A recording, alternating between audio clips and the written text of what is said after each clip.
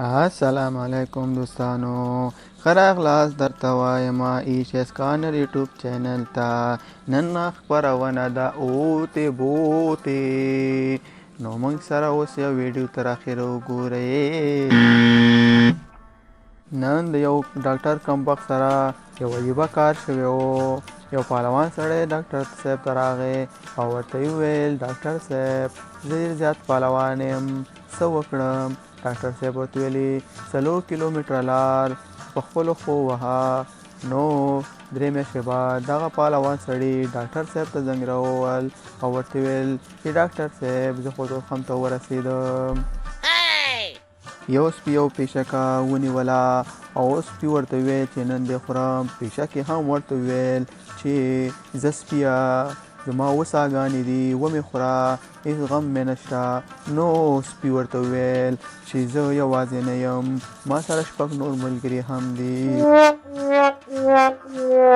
په امریکا کې یو سړی د بجلۍ په چوکۍ باندې اعدامولو. نو قاضي صاحب ورته وویل چې هلکه څه خواهش دی؟ هلک هم ورته وویل چې قاضي صاحب د اعدامولو په وخت کې زما لاس ونیسه. څو ورځې کېږي یو پنجابی حج ته تللی و او شیطان یې سخت په تیږو باندې ویشت. په دې وخت کې شیطان د سړي څخه سر راښکاره کړ او ویې ویل ای د خاله زویه ته هم ما په تیږو ولې. یو شو خلک د شربت دکان ته ورغی او شربت والا ته یې ویل چې یو ګیلاس شربت راکړه. چې کله یې هغه وڅښه نو بل ګیلاس یې هم وغوښتو او ورته ویل چې ماما زر کوه زما جنګ دی. نو دې نه بعد 4 ګیلاسه پوره شو او دکاندار هم په تنګ شو. هلکه له چا سره دې جنګ دی؟ نو شو خلک ورته ویل چې دکاندار صاحب له تا سره مې جنګ دی ځکه ما سره د شربتو پیسې نشته که نه. هوښیاره ښځه. یو بېګا شپه یوه ښځه په کور کې یوازې وده وه. نو په دې کې یو څو غله راغله. کله چې ښځه پوه شوه چې غله دي نو ښځې په نارو چغه کړه چې اله احمده، محموده، احمدالله، محمدالله، ګلخانه، ګلمرجانه، زاهده، غلامه. نو په دې کې غلو تېښته خپله کړه او وتښتېده. ډېره هوښیاره ښځه ده.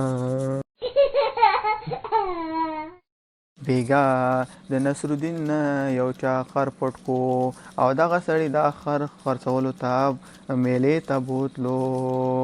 نو کله چې میلې ته لاړو د سړي نه بل چا دا خر پټ کو او خر نه درکه شو. چې کله دا سړی واپس کور ته را روان و چا ترېنه پوښتنه وکړه چې هلکه خر دې په څو خرڅ کو؟ نو سړي ډېر په عاجزه ورته وویل چې په 100 مې اخیستی او په همغې مې خرڅ کو. او دوستانو دې سره زمونږه اوتې بوتې په سر ته رسیږي.